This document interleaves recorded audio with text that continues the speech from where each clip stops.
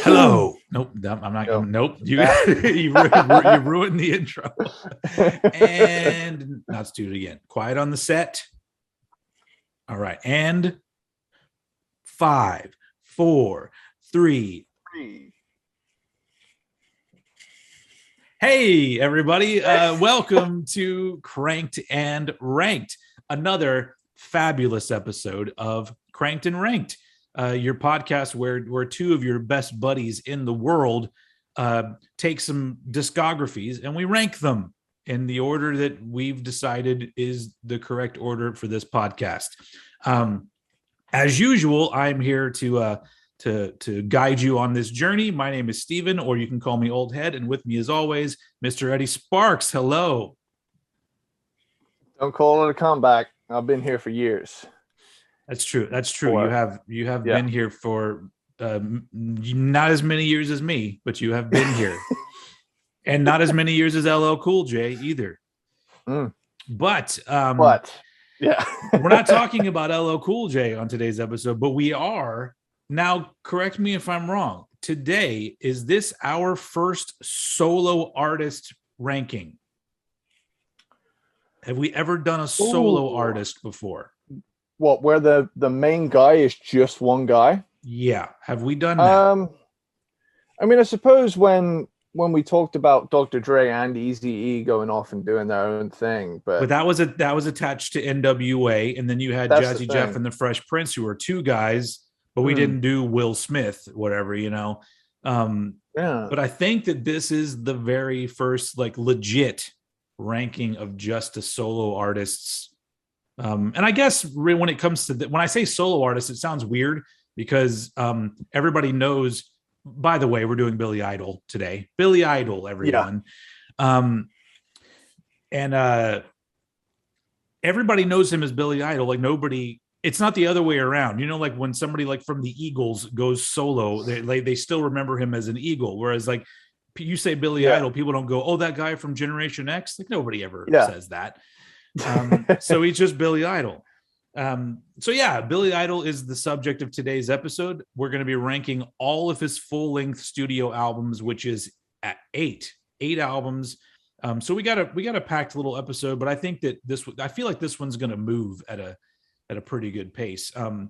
So this one was actually suggested by Eddie Sparxx, because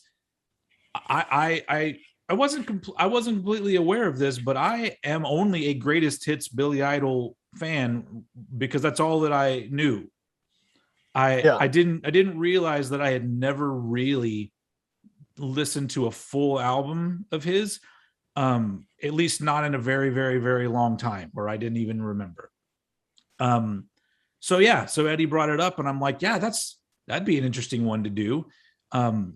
So here we are. And we're ranking some Billy Idol, and as we normally do, we talk about I guess where the artist came into our life for the first time. And my story is just like everybody else's story. When I was a child, my parents decided to get cable, and then all of a sudden we had MTV, and then you had MTV, and you would see the videos for Rebel Yell, for White Wedding, Dancing with Myself. He was a big MTV icon, a staple of MTV. Yeah. And I even had an album of his, but it was called Vital Idol, and it was like remixes and stuff. That was the only remixes. Yeah, that was the only Billy Idol album I ever had. And so that's it. And I've never not liked whenever a Billy Idol song comes on. I'm all like, yeah, cool. But I've never gone any further than that. You, sir, where did your Billy Idol connection begin? I would say this is another San Andreas one. All right. But also Guitar Hero 5, because Dancing with Myself is on Guitar Hero 5, and White Wedding is on San Andreas. And I loved both songs. So I was like, oh, dude, this guy fucking rules. And for a long time, I was also in the greatest hits camp. You know, I knew all of the big ones, but I didn't do like a major deep dive. So it wasn't until like the last year or so that I really started to get into his stuff. But I started hearing a few tracks off of Whiplash Smile and thinking, God, where has this cool ass shit been? So yeah. Awesome. It would have been adorable if you had said you were introduced to Billy Idol through the movie The Wedding Singer. Because he's in that, and it's a very cute scene in that movie. I like that movie, but I'm also unapologetically an Adam Sandler fan. I think it's because you know what you're getting into when you watch Adam Sandler movies. You're not being promised something and then not given that. Like he delivers with what he's promising for you. Too right. Anyway, so yes, Billy Idol. I don't really. It's interesting because this will be an interesting conversation just because it's the first time, and I went through album number 1 chronologically and listened to all of them. I got to hear how I was about to say the word progressed, but he did not. The history of Billy Idol, I guess. Which funny enough starts with a punk band. He was in a band called Generation X. Yeah. And the song Dancing with Myself was a song by Generation X that actually is not on any of the albums we're talking about. So one of his most well-known songs is not one we're really going to be talking about. We can talk about it right now. It's a great song. One of the best songs of the 80s, in my opinion. Like, it is. How you get a party going? There's certain songs you can play at a party to really keep it going, and Dancing with Myself is just like a no-brainer, Yeah, it's a party song 100%. Like, you start to hear like the and everybody just comes in like But my favorite part in that song is the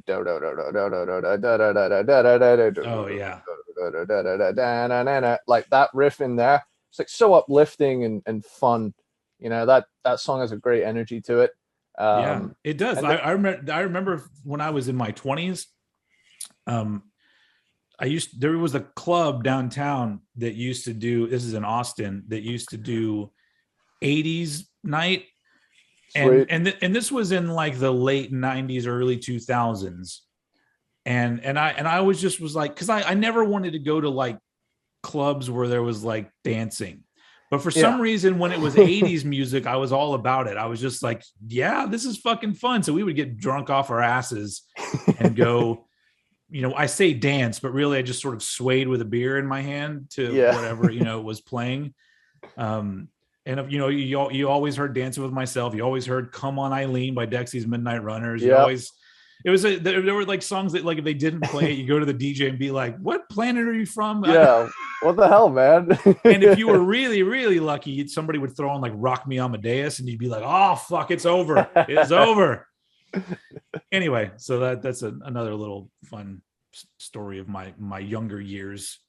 Anyway, so let's just go ahead and jump right into the Billy Idol. Like, every time I say the name, I'm about to say Billie Eilish. I'm like, number 8. When we all fall asleep, where do we go? That's but Billy Idol, not Eilish. In fact, the Billies are also spelled differently. But But you know what? Congrats to us for being contemporary and talking about something that's popular in modern times. I like Billie Eilish too. I mean, she's a lot different to the standard, pop singer. So sure. My daughter's a huge fan. Billie Eilish. Yeah, my daughter's a fan, so I know, I've heard all of her stuff because my daughter really likes her. A shout out she does not need. yeah. That would be weird if that's the one artist that all of a sudden is just like, you've been contacted by Billie Eilish's management because finally somebody she likes is talking about her. Anyway, we can only dream, right? Anyways, Billy Idol. We're going from number 8 down to number 1. Eddie Sparxx, what is your number 8 Billy Idol album? I really wanted this one to be higher, but I just couldn't justify it. So like I've gone for Happy Holidays, which is the Christmas album that he did, obviously. Let's not fuck around. This is my number 8 also. Yeah. I like here's the thing. I honestly really liked it. I'm surprised at how his voice fits to it in like this weird way. It isn't a rock album for the most part. It's literally just straight up Christmas music. Yeah. Like I didn't do a track by track, but what I will say is that it might have inadvertently become a bit of an Eddie Sparxx tradition now to listen to this every Christmas. Yeah. Because, like it has a lovable charm to it, but its appeal is in the novelty factor above all else. So yeah, therefore it does sit at number 8 for me, but that's only down to where it's at vibe wise, you know. Yeah, it's interesting though that we decided to do this discography and this particular album because it was first released in 2006, but it was just re-released like I think last week with with a different album cover, which isn't as good as the original album cover because just him on the cover of that.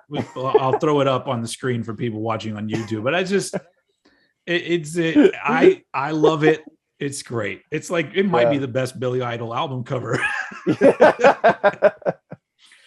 But yeah, it's also my number 8. And like the first thing that I wrote down when I was reviewing this was why. And that's only because I was a little bit disappointed because I saw that he did a Christmas album and I said to myself, this is going to be so much fun. But they did basically nothing to make it a Billy Idol Christmas album, aside from him singing on it. It's just saying, hi, I'm Billy Idol, and I'd like to wish you a very happy Christmas. Yes. But all of the music underneath them, it's just like they just took somebody else's Christmas album and then he just sang on top of it. There's no rock and roll element or new wave element or any of the things that you know Billy Idol for. It's just backing tracks with Billy on top. Yeah. And there's none of his flair. Like it's like I get it that he's got kind of a crooner's style voice that he can do, and so it fits and it's fine. I would rather listen to this than most Christmas music because let's be fair, Christmas music is fucking awful, and anything you can throw my way to like change it up and give me something to either giggle at or to go what that's what I want at Christmas time. That's why I'm all about like the Chipmunk Christmas album or the Star Wars Christmas album, which is I think that came out in the 80s. If anyone hasn't heard the Star Wars Christmas album, it is wasn't it like co-produced by John Bon Jovi? Didn't he have some like involvement in that? He sings on it under the name John Bon Jovi. Oh, because that's his real name. But I just remember that there's a song, and I even from back when I was a kid, it blew me away that I think the song is just called Merry Christmas to You, but it's got these weird voices that sound like they could be aliens or robots, and they go Merry Christmas to you, have a little fun, eat a honey bun. And that's where I stopped because I go, eat a honey bun? Like who the fuck wrote this Christmas song? Because when I think of Christmas, what's the one food I think of? Honey buns. Anyway, look up the Star Wars Christmas album. It's out there somewhere, probably on the YouTubes to listen to. But we're talking about Billy Idol's Christmas album. This album it doesn't need to exist. But I understand people like Billy Idol and probably like his voice and him doing Christmas songs. Maybe the appeal of it is the fact that he just does them straight. They didn't try to punk it up and like have a very, very punky Christmas kind of shit, Yeah. Never mind. That would have been worse. So you know what? Good on you, Billy Idol, for just sticking to the standards.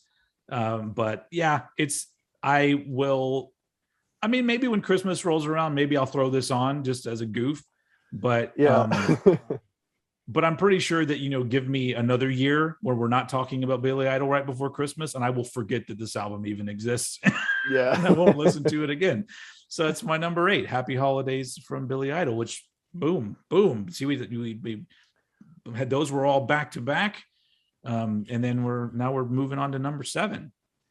Cool. So my number 7 is Devil's Playground from 2005. Okay. Oh, so, I dropped my notes, but I only did it so I could do the news thing. Okay. We're professional. We're a professional podcast. You couldn't see that in the podcast world, but I did the little stacking of the paper thing that they used to do on the news. I guess that makes, for younger people, they're like, what do you paper? Okay. Yeah. Number 7, Devil's Playground.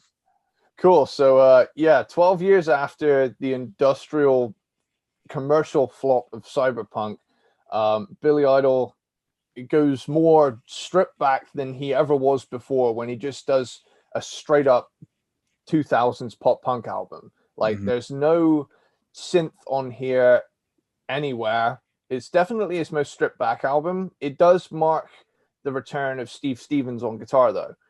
So shall I go into my track by track? Sure. So is the only album that Steve Stevens isn't on is Cyberpunk, right? He plays on everything else. He's not on Charmed Life either. Oh, he's not. Oh, okay. I didn't know that. All right. Yeah, let's go into the track by track for Devil's Playground. Cool. So where was I? Super Overdrive. Absolute burst of energy. Although I will say the very audible pitch correction on the vocals take away a bit of the bad boy vibe. I have to be honest. But you have to give him some credit, though. I don't know if I don't know if this like hit you the way that it hit me, but on this album, like he sings in a much higher range than he does on most of his other albums. That's true. Credit where it's due. He does absolutely go way up sometimes. World Coming Down, you can tell this came out in 2005. This is a full-on pop punk track. Even has like a quiet chorus in there as well, and it's like, dude, that is like such a trope of the era. I'm reaching a stage in my life now where I'm hearing stuff I heard when I was young and realizing how old I am, and I know I'm not your age, but I'm starting to feel things I grew up on becoming dated and younger kids taking the piss out of it. And I'm like, dude, I'm going to be yelling at kids to get off my lawn in a minute. But where was I? Rat Race, pop punk, half ballad rocker. Sherry is a catchy tune. Plastic Jesus was like, meh. But Scream, Scream. Now this has serious Guns N' Roses vibes. Gotta be honest, though, like this is the only track I'm genuinely feeling so far. And I think this was like the main single from the album, like the first one. But yeah, this song kicks ass. And then you get Yelling at the Christmas Tree, which is clearly a precursor to his foray into some festive music. Yeah. And although this one is done in more of a punky style, so it makes a little bit more sense. It's the liaison between the two albums. You know what my favorite thing about like people trying to do Christmas songs though, when it's like not traditional, when it's like rock or whatever, like what do they always what's the one trope they always turn to? We have to have bells. Yeah. Otherwise, is it really a Christmas song unless you have jinga jinga jinga jinga bong? That's that'd be like Iron Maiden not doing an E, C, D, E chord progression. They should do. Iron Maiden should do a Christmas album. That would be. I'd pay for that. Can you imagine a festive Eddie? I think there is one. I think there's like a Kerrang magazine where there's like a Eddie Santa. I'm sure between different publications and fans, there's probably every kind of Eddie you can think of. Yeah, for sure. Somebody should do an Eddie Sparxx Eddie. Like just take a picture of Eddie and then or Eddie Sparxx and then put Eddie the Ed on his Eddie Ed. the Ed on Eddie. Watching an episode of Ed, Ed and Eddie. See, that's not from my childhood. That's much more recent. That's which at this point, because I'm like at this point that's like 20-year-old show or some shit. Yeah. Fun fact: that was one of the last mass-produced cartoons to use traditional cell animation. Wow, interesting. So that's a little bit of knowledge I have bestowed upon the listener. the tangents in this one are going to be great. Yeah. Get ready, everybody. Cool. So Romeo's Waiting. The thing I found with this album is that you get some songs that are like, wow, that sounds really cool. And then you get others that are very of the era that perhaps they haven't really aged well. But I will say Body Snatcher is a pretty damn cool heavy hard rocker. Like if the rest of the album was more of this, I'd probably like it more. It's like a full-on heavy metal track. Evil Eye is a post-grungy one. Sounds very late 90s, early 2000s. Like even quite late to the party for 2005. Lady Do or Die is a country-ish one. Sherry is like an upbeat acoustic kind of one. Summer Running, like the last few tracks on this record certainly wind it down nicely. Overall, you know, despite a couple of really cool songs, the majority of this album kind of comes off a little bit like, hey, fellow kids, I can also do this thing. Did you see that Steve Buscemi dressed up as his Hey Fellow Kids character for Halloween? Did he actually? He did. That's amazing. That's the way to kill it. Just go as that every year. Oh man. Like to me, oh sorry, I was just gonna say it to me, it doesn't sound like a Billy Idol album. It feels like a generic early 2000s pop punk act that happens to have an older Billy Idol singing on it. So that it doesn't really have the signature sound apart from his voice. Man, you said most of what I'm going to say, because I'm going to say it all right now, because that's also my number 7, Devil's Playground. But I guarantee you from this point on, our lists are going to be different probably for a little bit. Cool. But yeah, Devil's Playground is like, even in 2005. So, okay, when I pushed play on this album, the first thing I thought with it, you know, halfway through the first song, I'm like, this is like the first actual rock album that Billy Idol did. Because so much of his other stuff is that's the thing that really blew me away going through his discography. He does not rock a lot. Yeah. Like, as much as he's known as this punk guy, there's very little rock in his discography. But this one's the only one that full on sounds rock. Like the guitars on this album are the loudest they would ever be on any Billy Idol album. And I mentioned before that I thought it was cool that he was singing a little bit higher, but once again, that does sort of make the whole album feel like it's not really a Billy Idol album, because all of a sudden he's changing up the way that he's doing some of his vocals, and exactly what you said, where it feels like it's too much of an attempt to cash in on the pop punk boom that had actually already ended in 2005, right? Like, weren't we already done? You know, everyone was listening to like the Strokes or something in 2005. But there are little glimpses of Billy Idol, the Billy Idol we know and love in there, but I agree with you. It feels like somebody else's album, and it feels pretty generic most of the time. The Christmas song doesn't even need to be on here. It feels very out of place when it starts. You just kind of go, am I listening to the same album now? But you know, and this is a statement that I will say about most of his albums because I kept writing it down. It has its moments, you know, because I felt that a lot on his albums. But in this particular case, the few moments it has don't make up for the bulk of what it actually delivers, which is pretty bland, you know, but like everybody, I feel like all the different like older rockers that we've done, your Motley Crues, your Poisons, once they hit the early 2000s, they all make this album.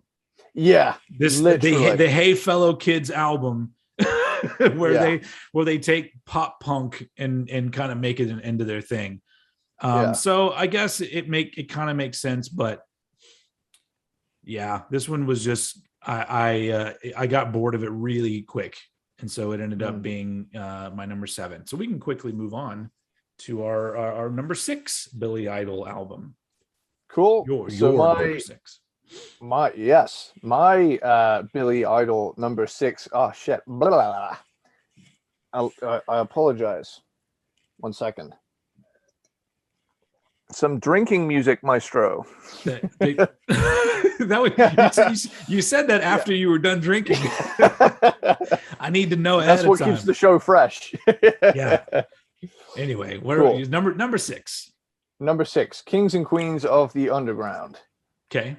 Which is his most recent full length, even though it's not really recent anymore, is it? It's his most recent. It came out last decade.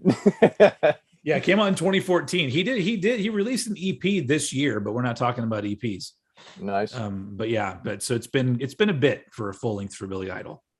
Cool. So this one, I'm just gonna go straight into the track by track. This already feels sorry. God, I need to find my bearings. Bitter Pill. Right, here we are. Ready? We're gonna center ourselves.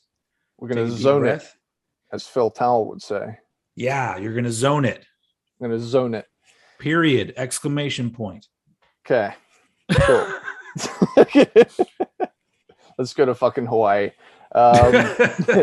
So, Bitter Pill. This already feels like a healthy mixture between his classic sound and the modern day. Mm-hmm. The guitar and synth interplay has returned as well. So fans of classic Billy Idol are really gonna be happy to hear this. It's kind of like somebody went to him and said, "Hey, that last album you did, when people see a Billy Idol album, they kind of want it to be a Billy Idol album, okay?" Yeah. He's like, "Got it." Yeah. Zone it, Billy. Can't Break Me Down. Again, he's got a good mixture of modern alternative rock and his 80s new wavy kind of stuff going on. Yeah. Save Me Now. Cool to hear something that sounds far more honest than the previous record. One Breath Away. Really cool heavy part towards the end of this song. Quite Led Zeppelin-y. But then you get Postcards from the Past. Now this got a very loud fuck yeah out of me, because this song is clearly built off of the chassis of Rebel Yell, but that is not a bad thing, because this swiftly became a favorite of mine, and is a real love letter to his past and Postcards from the Past. Speaking of which, Kings and Queens of the Underground is a power ballad chock full of references to songs from his past. Kind of like how Megadeth has that song Victory, where like a bunch of the lines in it are song titles. Yeah. And then you get Eyes Wide Shut is like a soft but powerful song. Ghosts in My Guitar is a smooth ballad with a great melodic guitar solo. Nothing to Fear has a cool groovy synth bass part. Love and Glory is a big ballad. And then you got Whiskey and Pills, which is this punky one to go out on. Honestly, like, this is the return of the sound of classic 80s Billy Idol in the modern day. So for those who missed all of the synthy stuff on Devil's Playground, you can at least enjoy this one and have it's almost like there's two modern Billy Idols now. There's the one that did the pop punk thing, and then there's the one that kind of accepted that he has like a style. So yeah. Cool. Well, I'm not going to get to that one yet. But actually, like you talking about, him having a style, I'll be talking about that quite a bit for my number 6. This may be controversial, because when I look up his discography, this is one of the albums that's considered essential. So my number 6 is Whiplash Smile from 1986. Ooh. So in listening to all of his albums in order, this one follows Rebel Yell. Yep. And it's more of the same. Like it feels like a more watered down version of Rebel Yell. And I get it. Like the thing that I gathered, and I'll throw every album that he did aside from Devil's Playground in here. He doesn't stray away from what he normally does. Even if there's some other bells and whistles added onto it, if you strip it down to its core, he's been doing the same shit since album 1. And now Whiplash Smile is album 3. And sure, I get it. Why fuck with a good thing? But the problem with this album for me is that all of a sudden if I'm not just trying to enjoy the 80s vibe of it all, and I pay attention to songs, the songs are just not very strong on this album. And one of the ones that's was the single off of this isn't even his song. It's a cover song. And so I'm just like, well, that's kind of, it's fine, but it's, it's kind of lame. But the interesting thing about this particular album, though, is that as I was listening to these, I was reading up on his wiki and other articles and stuff I could see about him. And I realized that in the 80s, people used to do one album a year, sometimes 2 albums a year, if you go back to the early 80s and late 70s. And this album feels like an album that was done in 1 year, but it was 3. It took 3 years between Rebel Yell and Whiplash Smile. And it's almost like this album would have been the one that came before Rebel Yell, because it just feels it feels like a rushed album, even though I guess it probably wasn't. I don't know how long he actually was in the studio making it and how long they were writing it.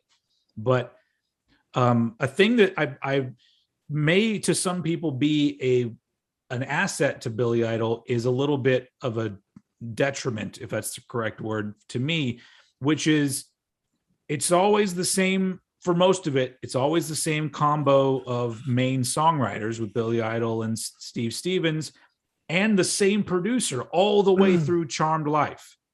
So you're not really getting different kinds of things from Billy Idol. And maybe he didn't want to do that. And that's fine, because, like I said, if you have something that works, why fuck with it?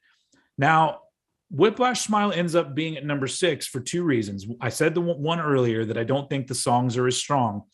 But finally, when I got to album number 3 is when I started to really realize that there is a whole lot of soft rock that Billy Idol did. And it's almost like he sometimes puts way too much emphasis on trying to be sexy Billy. I need to be sexy Billy. And so Rockin' Billy gets 3 tracks on an album with 8 tracks, and the rest of them are different versions of Sexy Billy. And I'm just like, as a person that only knows his hits, sure, you got Flesh for Fantasy, but that has a kind of an edge to it. Eyes Without a Face. Eyes Without a Face is one of my favorite Billy Idol songs. So I get it that he does the softer stuff, and I like it, but I always thought that, those are probably just the ballads in the album. But on an album like this, there's so much where I'm just like, where's the rock music in this album? But I guess that just comes with me being naive or ignorant about Billy Idol, because I thought Billy Idol was a punky guy that had some new wave shit in it. But it appears that it's very much the kind of the opposite. There's a little bit of punk and rock in it. Most of the punk is just his image. And so Whiplash Smile is just an album where I go, if somebody threw this on and we were just hanging out, I would enjoy it. But trying to pick the albums apart, I go, this is the one where I think he was kind of spinning his wheels a little bit, and just kind of going through the motions, I guess. So that's why it ends up being my number 6 from 1986, Whiplash Smile. What does that even mean, Whiplash Smile? I don't know, but it sounds fucking cool, dude. And that's enough for 86, dude. All right, let's move on to, we're already at number 5, huh? Yeah. Sweet. Yeah, boy. Woo! So my number 5 is Cyberpunk. Cool. All right. Not the game, the album. The amount of times that I accidentally clicked on Cyberpunk. Also the term Cyberpunk, when somebody would say Cyberpunk, I'd be like, isn't there 500 albums that have that title? Yeah. This is one of them. Yeah. Like this is a big one too. 20 tracks. That's what she said. Hey. more like cyber spunk. Ah. I'll be here all night, folks. That was really good. That was really quick. Oh man. So yeah, cyber spunk. This is a big one. Yeah. He means big as in long, as in the album. Big as in long, as in like moi. You get Sexy Eddie and Sexy Billy in the same episode. It's true. You know what? I'm okay with Sexy Eddie because he didn't promise me anything else but sexy. So it's the first thing on my job applications every time. Sexy guaranteed. Human resources have a field day with me. But yeah, so this album is 20 tracks long, and it's clocks in at 74 minutes, which is pretty much the dead-on exact amount you can fit onto a CD. And This is a 1993 release, so this was when CDs were starting to overtake significantly every other format. So in the intro, you get this kind of dramatic speech that opens the album, which is pretty cool. And then you get Wasteland, and you can hear like flat out that it's the early 90s. Like he's gone down a more industrial route with the production, but he did keep, I'll say to his credit, he did keep the badass 80s guitar riffage. So that remained. Then you get Interlude, which is some voice clips to set the tone. And there's a lot of interludes on this album. There are. I'm pretty sure that like they're numbered, and there's like 5. If you wait, hang on. There's intro, outro, and 5 interludes. So 7 of the tracks on here are actually just little short ones. But it's still a very long album because quite a few of the songs exceed the 5-minute mark. Yeah, anyway, as I was saying, Shock to the System's catchy as fuck. I'm enjoying the album so far. Like, this is a fucking tune. And then you get Tomorrow People, which is this uber 90s vibey one, followed up immediately with Adam in Chains, which is another uber 90s vibey one with a big ass speech at the beginning. Then you get Neuromancer, which borders on industrial metal. Power Junkie is one of the heaviest tracks he's ever done. Killer guitar parts on that song.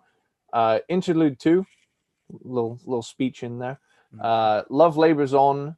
Now, this is an interesting one to me because the guitar parts gave me an 80s Judas Priest meets 90s pop ballad feel, which is a really weird combo, but it works for some reason. But, you know, I could tell tonally the guitarist on here, unfortunately, who I don't know the name of because he's not Steve Stevens. Who we got? Let's name him. I feel disrespectful. I can name the bass player on this album. Oh, it's Doug Wimbish, who would around that time join Living Colour. Holy shit! No way. Yep. I don't know if he plays on every track, but I think he's the majority of the bass guitar is Doug Wimbish. Damn. I'm sorry, guys. I'm just doing a on the fly shout out to Guitar Man. Way to go, Guitar Man. Mark Younger Smith is his name. Is that one word, Younger Smith?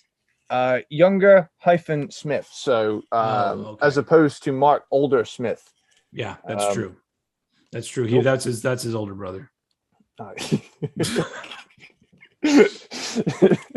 So yeah, where was I at? Power Junkie, one of the heaviest tracks. Interlude 2, Love Labors On. Yeah, you can tell someone was listening to Glenn Tipton's guitar tone when they did this song. Then you get Heroin, which is a full-on 90s rave cover of the Velvet Underground track. Interlude 3 is a wind sound effect. I feel like we've been talking about this album forever, and you're at Interlude 3. Yeah. Shangri-La is this like big video game music vibe on this song. I love sitar, so that was cool. Concrete Kingdom. Most of this album is computer hacking montage music, and this is one of the coolest ones on here. I mean, also this album came out around the time where like everything was about computer hacking. Yeah, like there are movies. We gotta hack the mainframe. Yeah, and I remember when this album came out, like. He was like the new Billy Idol album, Cyberpunk, and his whole thing with like the cyberpunk style that he was going for. And even at the time in 1993, that was already like over with and outdated. Like everyone was just like, what? Like he really seemed like an old guy that had discovered technology even back in 1993. My favorite part of that whole era is the fact that he sported,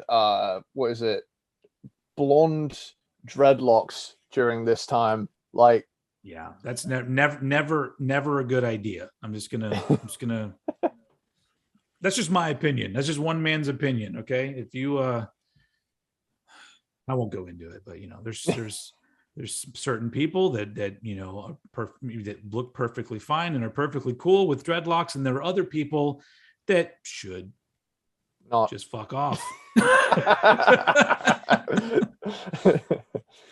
So yeah, then we get Interlude 4, which is like a Terminator-esque sound effect. So I have to ask you something. When you go through and listen to this album, do you hear any kind of cohesive story or anything happening? Or because because when I first saw there was all these interludes, I had a feeling that there's like a story, but it isn't.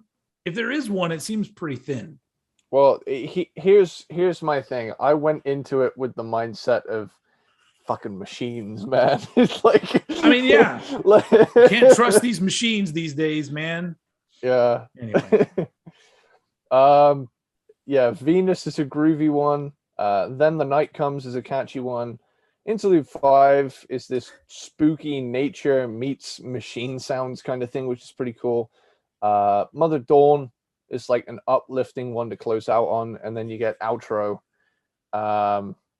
Yeah, this is a cool album, has its moments, but it also has some cringe. So yeah.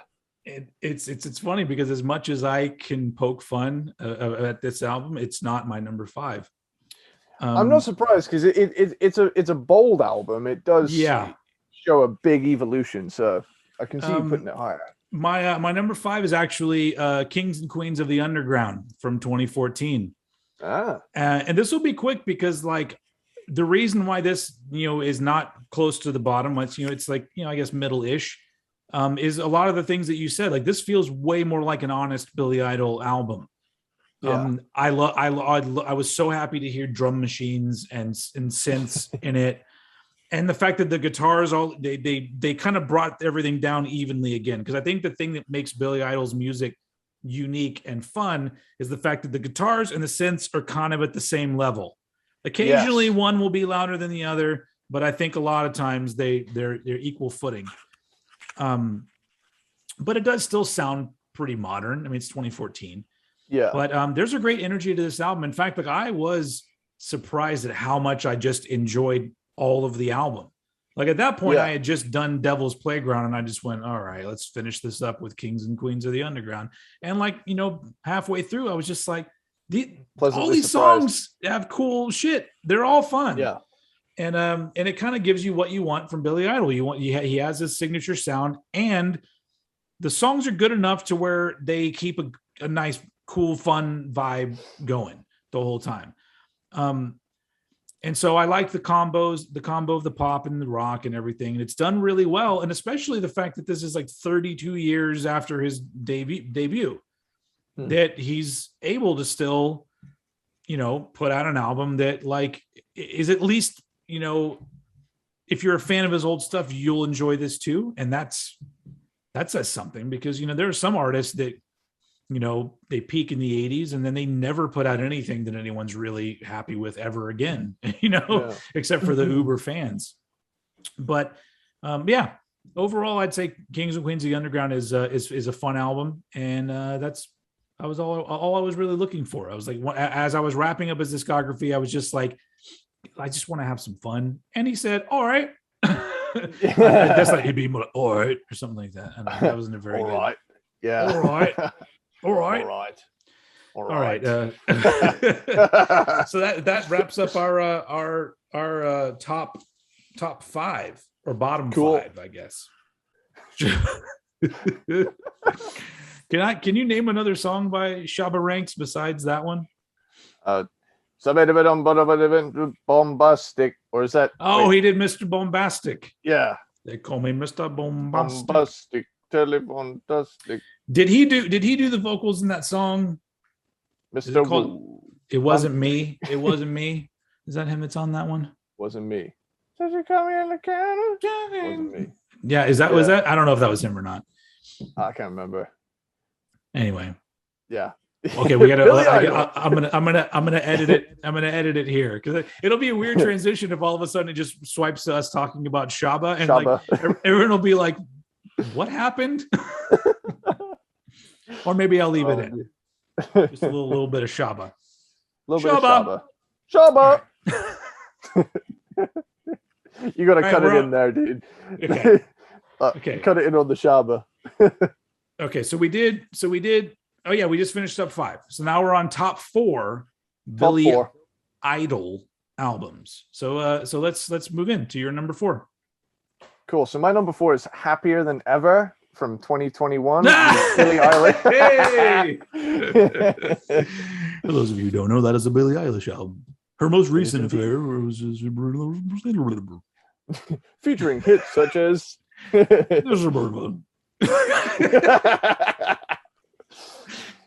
cool. I should know, but I don't know. I think there's a song called Happier Than Ever, I think, on that album.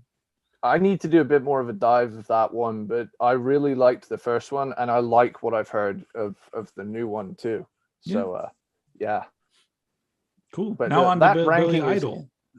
That ranking's far off because we need her to have a whole career that we can rank in about like 10 years. 10, she has like a mini album and 2 albums. That's not a very interesting episode to rank. Okay, cool. Number 4. Yeah. Billy Idol. Billy Idol. Charmed Life is my number 4. Okay. Cool. So I kind of have a feeling I know where you're going from now on. So yeah, like this album sees him adopting like a little bit more of the hard rock, hair metal-ish kind of sound, a little bit. I know. I just held up my fingers, saying "little bit." Like it's like it's still pretty soft. Yeah, yeah. But it's moments where he does rock. He does have the like hair metal chord sequences and stuff. Sure. Yeah.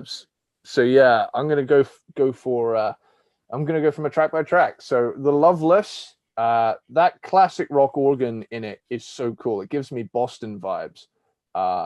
Pumping on Steel, that is a full-on 80s metal chorus. Pumping on Steel, even the words, everything. Like, I fucking love that song. Prodigal Blues is just kind of a bluesy rock song. LA Woman is a rocked up Doors cover. Trouble with the Sweet Stuff is this awesome vibey track. The song has a cool sleazy dark mood to it. Cradle of Love, catchy tune, real soft one though. Like you say, like he does know how to do those soft rock songs. Which is funny because like I think it was touted as like a loud rock song when it came out, but like by today's standards, it's like. All right. The Cradle of Love. And we're going to talk about the title of the song. Like, what does that even mean? And are you, when you do a song that's very charged with sexual energy and you keep using words like little girl and child, I'm just like, Billy, come on, man. It's 1990. Get some older women.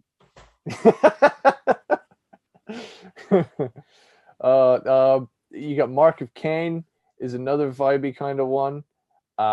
Endless Sleep. Like this album definitely has this like weird, cool, dark mood to it. It like feels like a nighttime kind of album.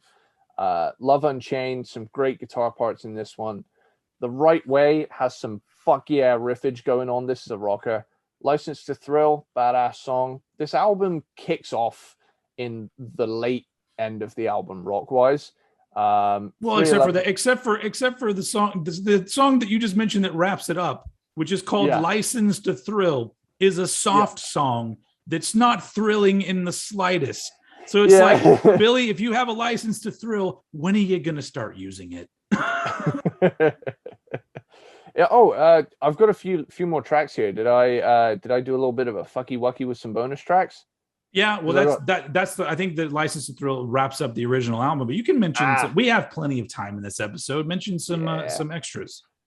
I got 311 Man, it's kind of funky rocker, and then Love Child I put as an upbeat album closer, but it's not the album's closer originally, but it did for me. I mean, maybe I'm wrong, but I thought that was how it wrapped up. But you know, who knows? These days, it's so confusing with all of this streaming music, and everyone's got to add extra songs. I'm just, damn kids these days and their convenience. I almost just want it to be a point where, like, if you re-release an album and you add extra tracks, you got to give back all the money from the original album and start over. It's too much trouble. If you have all these B-sides and stuff, then just make a B-sides compilation that you want to put out. That's it. If I'm a fan, I'll buy it anyway. Oh yeah. My number 4, I'm gonna move the one after. Cyberpunk from 1993 is my number 4. The most interesting thing about this album for me is it's the one it's supposed to be like the futuristic album, but listening to it in order, it sounds more out of date than his debut album does. It just sounds so just like, wow. Like remember when everyone thought that was future music? Like, this is what future music sounds like. But really, like I said before, like if you take down the bleeps and bloops and the interludes, it's still the exact same shit he was already doing. They just had a different guitar tone and maybe more expensive gadgets for the synths or whatever. But he didn't really do anything that different here. But I'm giving him credit for the presentation, because like the album isn't boring. It's very long. It has its moments where I go, we could have left that song off. But overall, it's kind of cool to listen to. It's almost like retro in a way, even more retro than his 80s stuff. This sounds very retro in a fun way to me. But when the album came out, like the actual futuristic part of it was the fact that he was one of the first people that was promoting it using something called the internet. And like in 93, it was like the internet is like who uses the internet? Like the government? Like, I don't even know, I don't think I had a computer in my house until like 1996, I think. So, but he did a whole lot of that kind of thing where he was using sort of the actual modern technology to promote an album that seemed a little bit out of touch with modern technology, musically speaking. And of course, he changed up his wardrobe and his hair and so it really just seems like his heart was in the right place and saying like, I need to do something different that stands out. And he did. But at the end of the day, he's still Billy Idol, and he has only so many things he can do. And so Cyberpunk is kind of like, producers coming on board and saying like, all right, well, you got the same old shit. Let's just fucking pump it up and put some new hair and makeup on it and, do a cool promotion. And there you go. You're now relevant again. It's fun, but I don't think it's fun in the way that he intended it to be fun is kind of my point. But it's and once again, it was that thing. Like I can't even stress how much in 1993 them announcing that the album was Cyberpunk just had everybody going, oh, another one, another Cyberpunk. Very, very great. Are you going to report everyone to the cyber police? Anyway, it was just, and it's so, but now it's kind of cute. But back then it was like, Billy Idol, come on. Anyway, yes, Cyberpunk. It seems like I don't like this album, but I actually did enjoy a lot of things about it. But God damn, it's long. So there you go. Number 4, Cyberpunk. Cool. So we're in the top 3 now. Top 3. Cool. So this episode's bronze medal goes to Billy Idol. Okay. His debut was that 1982 or 81? I think it's 82. I think it's 82. Yeah. So this one's a bit all over the place stylistically, but it does have its bangers. So like you got Come On, Come On, which opens the album, and I get strong Poison vibes from this song. I mean, I know obviously Billy Idol came first, but this album has a lot of stuff. But Poison came a lot. Yeah. We are on it with the zingers today, Stephen. Jesus. That's the way my brain is wired. I apologize. If I was his producer and he was like, this song's going to be called Come On, Come On, I'd be like, no. Because there's some dude in the future just going to make jokes about it. Anyway, though, that being said, it's a fun song and it's a good opener. Immediately followed up with White Wedding Part 1. And like, it is honestly one of the greatest songs of all time. It's a quintessential 80s song. Yeah, it's one for the ages, and it's one of those too that hasn't aged poorly. Like it's just one of those that you stick on, and it's like, hey guys, shut the fuck up. White Wedding's on. Like, hey, but it also goes along with that thing. Last week, I think when we were talking about doing this episode, I was telling you about how from an American's point of view, it's very weird that the 80s, if you start throwing out 80s music to me, the majority of it is by British people. Take Michael Jackson and stuff like that out of the equation. Just the songs that make you, when you hear them, you go, oh, that's 80s. Those songs are like, the Human League or Aha. Or a Flock of Seagulls. I think I'm pretty sure like all of these artists, Billy Idol, Duran, Depeche Mode, like it's all British music. But like I never thought about that before until and then I'm all like, all this music that defines a decade in America is all British music, and that's obviously that's because American groups weren't making enough music videos for MTV, so MTV showed all of these British groups. Yeah, and then that's the way that history is remembered. History is remembered where the '80s is dominated by the Brits, and that's and I have no problem with that because I love you guys. You guys are great. Hey. I don't know why people got to talk shit about your teeth all the time because your teeth seem okay. See that? Mine are fucking great. Yeah, and, but.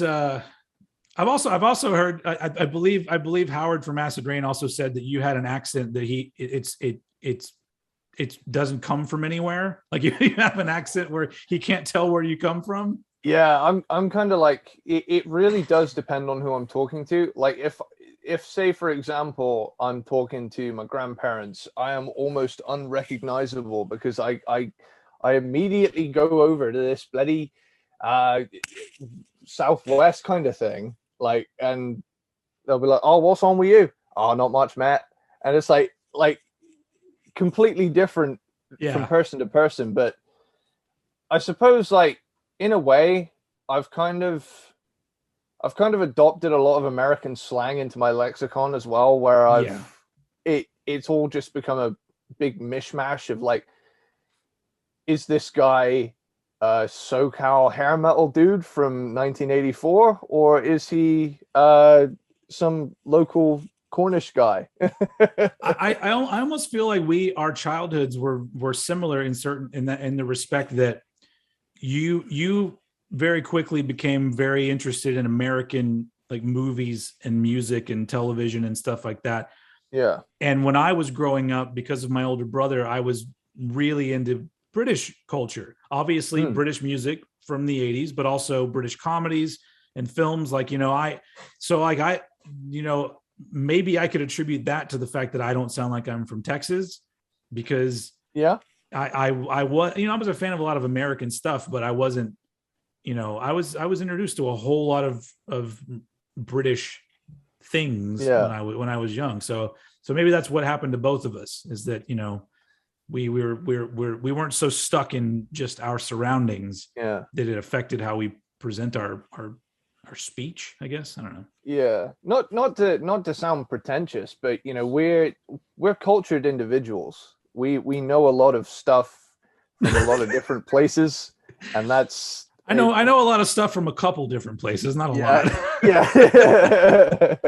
You come to me and be like, what was the most popular 80s album in Japan? I'll be like, fuck, I don't know. It's probably Michael Jackson. I don't know. It's probably a Mr. Big album. Oh, it could be. Anyway, so that's what when you because you were talking about White Wedding, and it's just, you know, it's one of those songs that you hear it and you're just like, this is the 80s. This comes from the 80s. Also from England, from jolly old England, as they say. Do they say that anymore? I mean, it depends which fucking town you go to, because everybody says different shit depending on where you are in a 10-mile radius, you know. Yeah. It's wild. Britain's wild, dude. When it comes to accents, it's nuts. Like, you can travel half an hour and not understand a word someone's saying. Yeah. Also the battles between cities that are just, they're like, in comparison to America, are so close to each other. Yeah. And I can't imagine a scenario where, like I told you, there's that great documentary that Banger, I think Banger TV put it out, which was called This Is Pop. I think that's what it was called. Yeah. And they did an episode all about Britpop, and about that one time where Blur and Oasis put out singles at the same time. And it hadn't, and it seemed like the push had nothing to do with the quality of the music. It had to be like, well, these guys are from Manchester and these guys are from London, so so fuck those people over in Manchester. And I'm just like, I can't imagine two bands putting out stuff, one from Texas and one from California. Never mind, that probably would happen in Texas. They'd be like, we ain't gonna listen to no Californians with all their gays and their gluten-frees.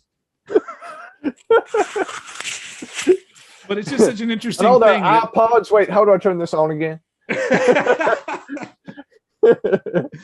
don't want to hear any of that woke culture from California. Anyway, but it's just so weird that, like, your country is not huge, but if you go from one city to another, you could meet two people that make you feel like you're thousands of miles apart from each other. So it's very interesting. Also, you got way more history in your country than we do, but still, I suppose. But I mean, like, I mean, think about it. What is how old is America? Several hundred years old. That's it. Yeah. And then England is insane. Like, you go back to when people were galloping, banging coconuts together. That was a Monty Python reference, but anyway, you know, man, I meant back in the medieval times. Yeah. Back when men wore cod pieces. And chopped each other's heads off for believing the wrong thing. And now we'll come back to the 80s, where men also did wear cod pieces from time to time. Hell yeah. What a fucking segue. Yes. Sorry, back into Billy Idol's solo album. That was a fun little tangent, but let's get back to business. Cool. So where was I? Hot in the City. Swift turn into a wave. Yeah, like way more on the new wave kind of spectrum. Not a rock song. Yeah. After coming off the heels of Come On and White Wedding, it's such a fucking left turn, but it's cool. It's like, oh, so he also does this. Dead on Arrival slams us back into the rock zone. Nobody's Business is another one of those songs that gives me the Poison vibe. Like, I'm sure Bret Michaels was a big fan of this album, because I hear so much of what he does on this album.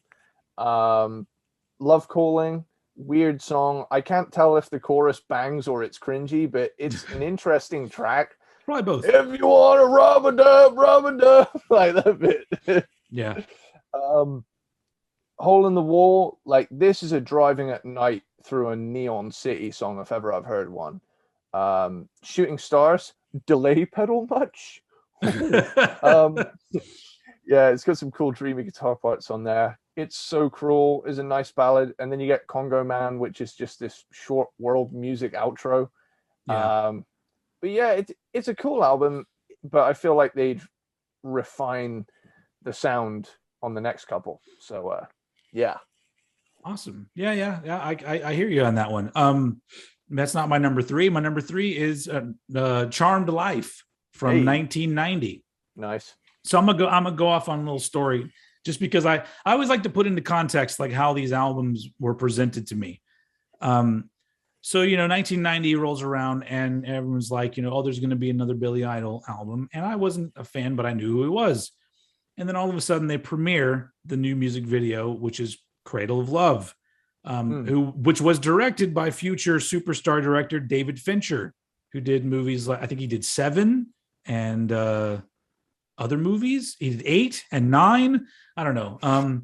He did other movies too, but didn't he do the Alien 3? I think maybe he did Alien 3 also, which I actually like. That's an underrated Alien movie, I'm just going to say. Anyway, so the Cradle of Love video comes out, and it has all of the tropes of what were going on in around the late 80s to it. Luckily it ended around 92 thanks to grunge and things like that, but there was this thing that would happen in a whole lot of, it wasn't just music videos, it seemed like in pop culture in general, where there was the idea of there's a woman and she is just so sexy that it's scary and you can't control it. You can't control yourself. And so the whole video is like literally this lady shows up and she's like, I have this cassette tape. Can I play it? Which at first of all, I would be like, bitch, no. Yeah. I don't know you, and I don't know what kind of shit is on that cassette. No, you can't come into my fancy house and play your cassette. But he 12 straight hours of Agadoo. But he lets her in. She puts the cassette in. She cranks everything up because this song is going to blow your socks on your ass. And of course, it comes on and like he's frightened by it, like, oh my God, what is this music? And then all of a sudden she's dancing provocatively. She spills something on her blouse. So she has to take off her blouse. And the whole time he's just like, what do I do about this? And she ends up going into his bedroom and completely removing all the sheets and trashing his bed, which even at that point I've been like, get the fuck out of here. Like who comes over and just ruins my sheets like that? I don't know where you've been. So it's just so funny because like the whole thing is just this guy who's so frazzled. He doesn't know how to handle. This woman is beyond hot. Side note, she's not. But it's just like I guess by 1990 standards, you're supposed to think that this woman is hot, and I guess many normal dudes do, but I'm not one of those. But it's just so funny that it's presented in this sort of this dangerous, sexy woman, and by the end of it, like plates have fallen off the wall and broken, and like his house is a mess. And he is visibly shaking because he's so like, I don't know, scared of her sexiness. I have no idea, but it is just like, if I were David Fincher, I'd be like, please don't bring up that music video because I'll give him credit. It's well done, but like, it is like, I'm so glad that's not a thing anymore. There's just the videos like that are just a thing of the past, because it's just, even when I was young, I'm just like, why is this video a thing? But guess what? It got played on MTV like 1 million times. And so, you know what? They got their money's worth out of it. But bada bing, bada boom. So that was my intro to Charmed Life, was the song Cradle of Love, which is it's fine. Take away all the weird, creepy vibes of the lyrics, and you have a pretty damn good pop song from 1990. Getting onto the album now. Sorry, I had to go off on a little tangent about Cradle of Love video, because it is. Yeah, that's cool. So once again, this album took 4 years from Whiplash Smile, and guess what? Very little has changed in 4 years for Mr. Billy Idol, except for, I guess, I didn't know Steve Stevens wasn't on this, but he's not, apparently. Mr. Guitar Man himself is the guitar player, which I don't know his name either.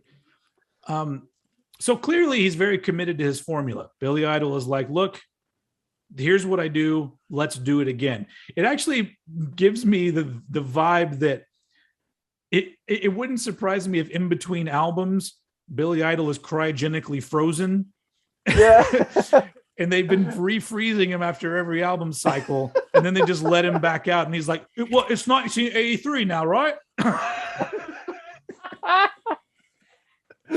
And then he makes another album. Yeah. But I have to say, I did put this album at number 3 because it does have a handful of songs that I'm like, these are cool songs, and it's got a cool vibe to it. But once again, there's a whole lot of sexy Billy going on here. The one thing that I do remember about this album too is that when the Billy Idol Charmed Life tour rolled through Austin, Texas, the opening band was Faith No More, and that made me want to go. And I remember I had a friend, I think, because I would have been in junior high, and I was really into Faith No More, and a friend of mine got to go, and I was just like, oh, why can't I fucking just go see bands I want to go see? It would be years before my folks would let me go see a band. But I was just like, that's awesome. I'd go see Faith No More and then maybe watch some Billy Idol. Anyway, so yeah, Charmed Life is like same ideas, same producer, similar results. This album, because when we talked about 1990 before, we talked about how half of the albums that came out in 1990 still sounded very much like the 80s, and this is one of them. Like, it does not. Like, I looked at this and I go, this is 1990? Holy shit. But yeah, it's a cool album, but like, as I got on with this discography, I had just sort of resigned to the fact that, like, all right, well, Billy Idol does a whole lot of soft music, and I just got to get used to that, I guess, because I thought he was a rocker, but I guess he just, he has the rocker costume on, I guess, but yeah, Charmed Life is an enjoyable album. I don't really have much more to add on it. It's just, it's more of the same, but that being said, it's pretty well done. So it's my number 3. Cool. So my number 2 is probably the biggest jump from any album we've seen so far. So mine is Whiplash Smile at number 2. Yeah. So this one for me, I mean, I'm a sucker for that mid-80s slick but rockin' production, and this delivers. Like, this feels like Sonny Crockett joined a glam band, So like, he's still you can hear the pastels when you're listening to it. You can tell like Jan Hammer had to join the band, so now he's doing a bunch of like soundtracky kind of stuff in there too. But whoa, shit! Oh, I caught my foot around the damn thing. Hold on, one sec. This is. I'm not gonna edit this out. This is. That's amazing. All right, there we go. Cool. So yeah, World's Forgotten Boy totally could have been in Top Gun. Like, having Steve Stevens in your band is going to make for badass guitar parts. And this song, holy shit, like, what a guitar tone, what an awesome, like, melodic thing to do in the background every now and again. It's a really, really sprawling song. It's really, really cool, really intense too. To Be a Lover is like rock and roll with synthesizers taking the lead, which is just Billy Idol doing his thing. Soul Standing By, someone's been watching a certain TV show set in Miami, because this has a very, like, if you listen to the synths and the beat of it and everything, and then listen to the Miami Vice opening theme, it's very similar vibe-wise. Sweet 16, the soft kind of track. Man for All Seasons is another one of those like kind of drag race vibe songs. Real badass, one of my favorites. Don't Need a Gun is this like cool action movie soundtrack-esque thing. Beyond Belief is another soft one, but with a simple kick-ass guitar solo in the middle.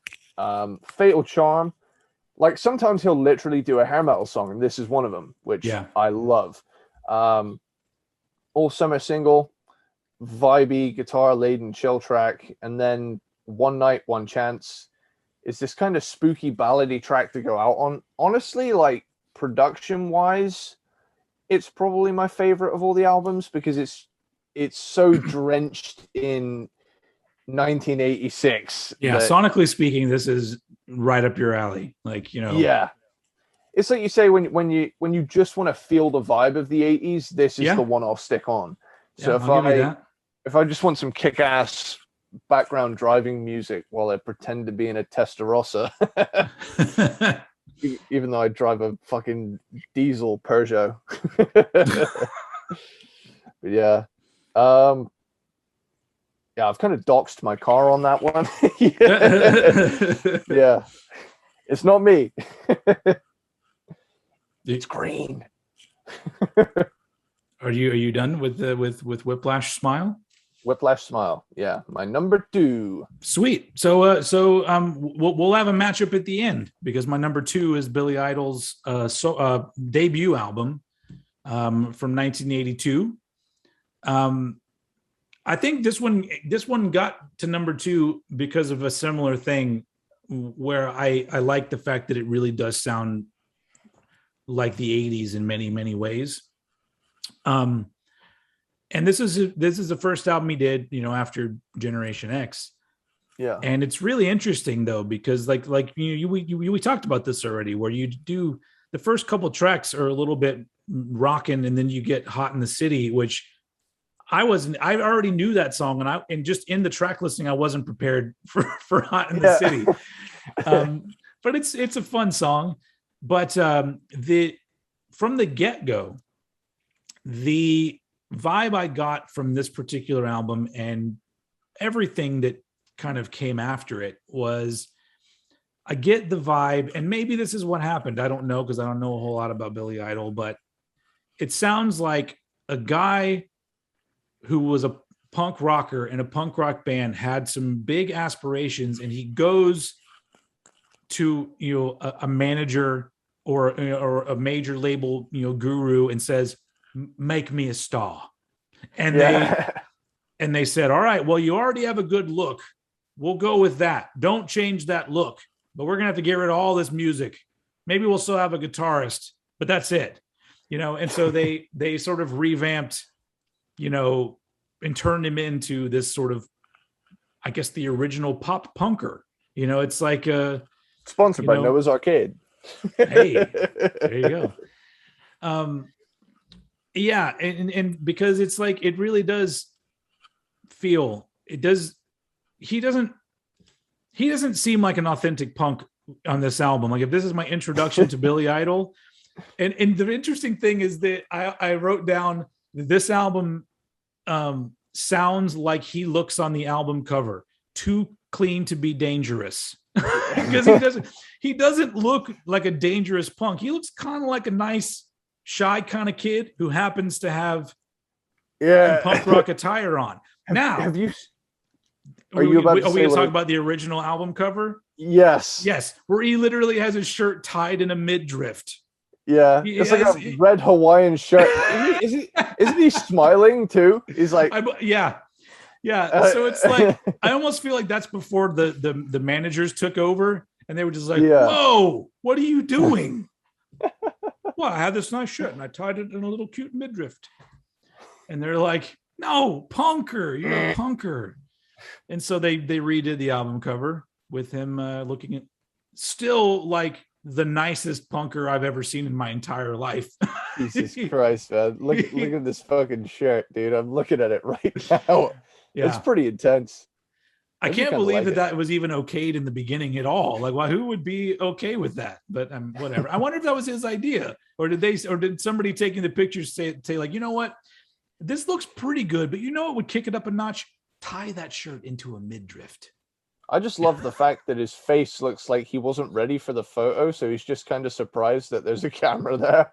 Yeah, maybe that was it. Maybe he wasn't ready for it. He thought it was an advert for vacation flights to Miami or something, and you know, he was like, "Oh no, this is supposed to be my album cover." Anyway, so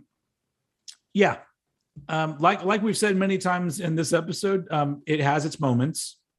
At this point, like when I was ranking all of the Billy Idol albums, I'm still not really an album fan of Billy Idol. I am a greatest hits fan of Billy Idol because even here at the album that made it to number 2, I had to write down it has its moments because it overall is kind of stale 80s pop rock with some real classics sprinkled in there.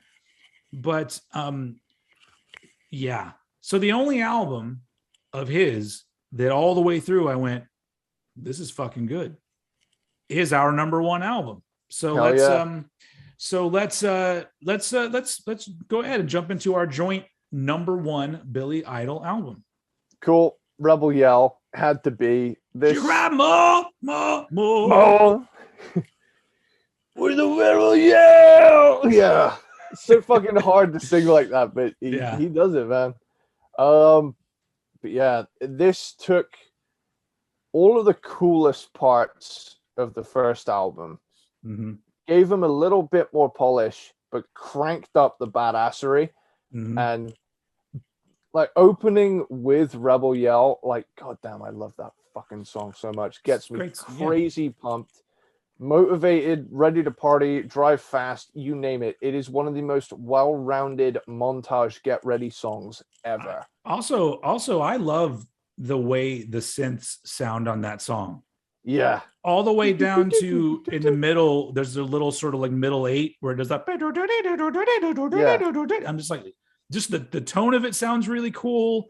The melody is cool. Like that's one of those weird things where everything came together with like the guitars sound cool, his voice sounds cool, the synths also sound very cool. It's like it's got to be like his most perfect song, I would say. Just getting his vibe right, is this song. It's a pretty metal song as well. Like it stylistically, it's got a big old guitar solo in it too, like a loud one. Yeah, it's. I would go as far as to say this is like him saying, "Oh shit, all of this big hair stuff is kicking off, and I've got big hair, even if it is short, and I'm gonna jump on that." Also, and then we should give. I mean, we've mentioned him a couple of times, but props to Steve Stevens. Steve Stevens, anybody that names themselves my name 2 times, it's pretty cool. But I feel like he's a guitar player that like people like him, but I don't think he gets talked about when people throw out great guitar players. I don't think anybody says Steve Stevens, but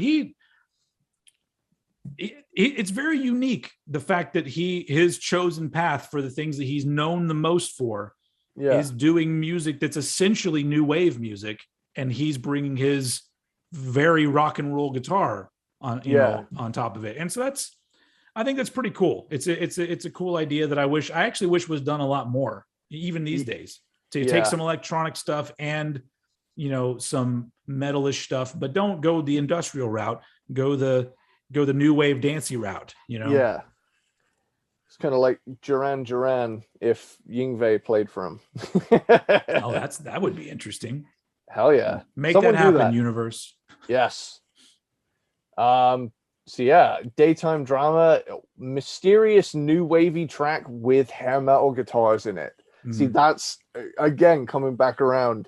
Like when that riff comes in, like, oh, that's tasty. Yeah.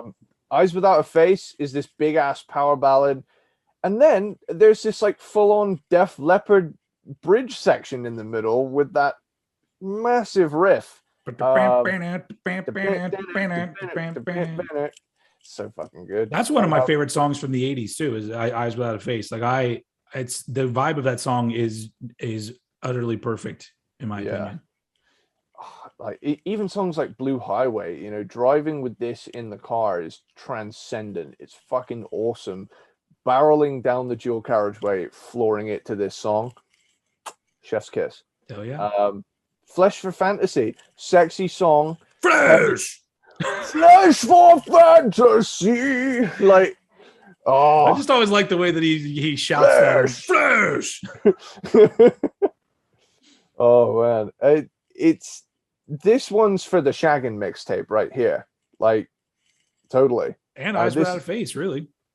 Yeah, man, this is a good sex album. But you see what I'm saying though? If you take Flesh for Fantasy and Eyes Without a Face, that's sexy Billy, but there's still like a dangerous quality to it. That's the thing as well. Like you look at the album cover, and everything about this album is perfect. He got it right. The songs are great, and the vibe is fucking so good because it's like it's punky, it's metally, it's new wavy, it's dangerous looking. Like you look at that red album cover.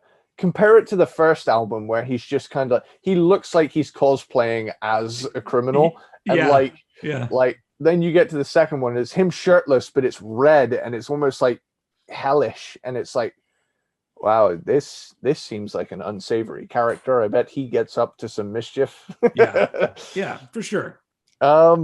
Yeah, Catch My Fall, cool song, great saxophone on it. I love 80s saxophone parts. Like that's another thing that I don't care if it sticks out like a sore thumb. I want to hear bands have saxophone solos or melodies in them. But I think it's for selfish reasons because I just miss that era where there'd be saxophone in songs. And I don't mean horn section. If anyone out there's listening that's going to start working on an album, I don't want to go back to that part of the 80s. I just want to go back to the saxophone part of the 80s because we've talked about this before. Where like by the late 80s, every old school band had a horn section, so they'd be playing their music, and in the background they'd be like, no, I don't want that. I want the sax solo where you got to do this with your shoulders. You got to do your shoulders when you play the saxophone. This looks like I could be eating a sandwich or cradling a giant penis, but I don't know.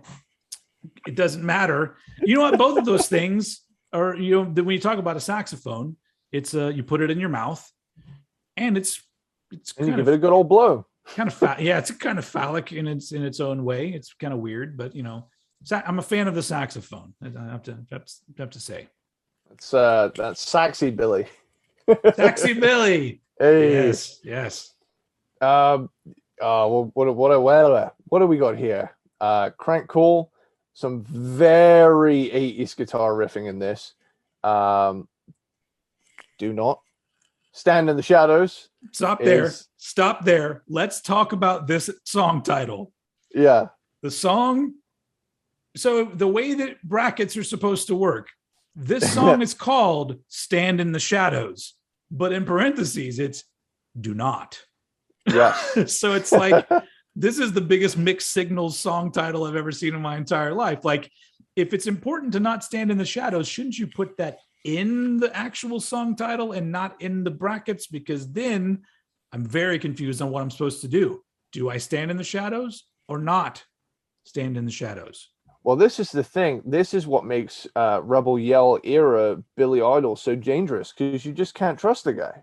No, you can't. You literally, or whatever you think you're supposed to do, it's probably going to be the wrong thing, and Billy's just going to get mad at you. So stand in the shadows. Do not stand in the shadows. Whatever you do, if you see some shadows, you got some thinking to do, because you got a decision to make right now. Too right. Or you'll end up like the Dead Next Door. Yes. We didn't even talk about Do Not Stand in the Shadows, the song, though. It's a great driving rock song. Yeah, I mean, this is just a fun song. Great album. The title has more interesting things to say than the song. I love as well, like, just to go back to Do Not Stand in the Shadows. Sorry, Do Not Stand in the Shadows. It feels like there's one too many syllables in the chorus. He could have just gone, "Don't stand in the shadows," but he went, "Do not stand in the shadows," and it feels like couldn't you have? It's just a little apostrophe, and he's like, "I don't know how to use that." Plus, I'm too busy being sexy and dangerous. Plus, it's even more confusing. It's like that old Mitch Hedberg bit where he talks about. You see a do not disturb sign, and that psychs you out because I think we should embrace the contraction, and it should be don't disturb, because you look at the sign and you think, do, all right, I can disturb this guy. Not shit. I need to read faster. Anyway, shout out to Mitch Hedberg. Oh, that's awesome. And then finally you get The Dead Next Door, which is a slow, powerful, somber track to close out a fucking awesome album. This is a 10 out of 10. And it's our joint number one. Because like I said before, this is the only one we're all the way through. I was on board and really liked all of it. It's the most consistent. Also it's like, because he has hit songs, and when you only know the hit songs, you go into an album, and those hit songs are the promise of the album. Yeah. So with this one, it was Rebel Yell, Eyes Without a Face, Flesh for Fantasy. I knew those three songs, and the rest of the album, while not all of it is that good, it's good enough to carry the album without all of a sudden there being this huge drop in quality. But I agree with everything you said about how I feel like he got all the elements right. The synths sound cool, the guitars sound cool, he sounds cool, the production's 80s, but also sounds great. It's not, like I said, he didn't ever really change the main idea of what he was trying to do from album one, but this is just one where all of those ideas, everything, including the production, everything is just done way, way better. Yeah. And it's like I think that what I went into this wanting from Billy Idol, this is the only album that really delivered it. With quality songs, because the rock is rocking, the new wave is new waving, and I like that, and everything just works. And I feel like this is like the quintessential Billy Idol album, and I don't think anyone would disagree with that. I think anybody that does a Billy Idol ranking would put this one probably at number one, because it's just a very strong album. And I don't really have much else to add. It's classic 80s music done in a fuck yeah way, as you've said. Yeah. Love that.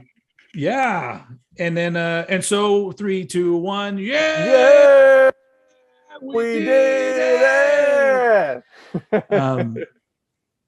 We did it, folks. And Peanut Butter Platypus, to those of you who are still here, to diehards. The diehards know what Peanut Butter Platypus means. And if you don't, and you're here, then just make it whatever you want to make it.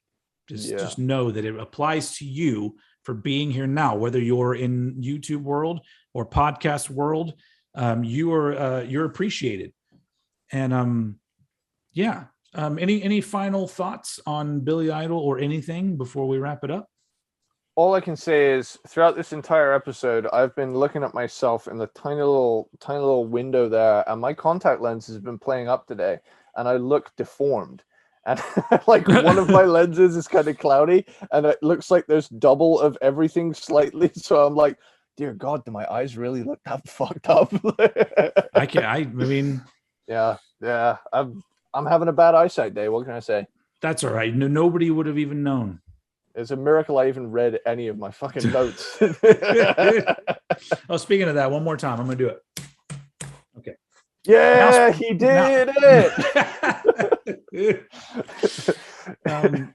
That was fun. That was it's a nice deviation to not only go into to some 80s style music, but also looking at a discography that's essentially all about one person. It's like, sure, Steve Stevens is very important, and everybody else that plays, I'm sure, a lot of great musicians went into making a lot of this music, but at the end of the day, it's the Billy Idol show. Yeah. And that was fun. Next week we will be back with another band. Cool. And I'm not going to give anything away, except for I'm very much looking forward to it, and it will be very interesting. So that's all I'm going to say. In fact, I don't think anyone would be able to guess anyway, because it's who knows. Anyway, that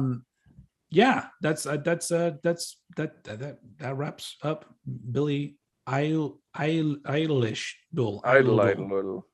Yeah, because he's a bad guy. Oh wait, no, Eilish does the bad guy song.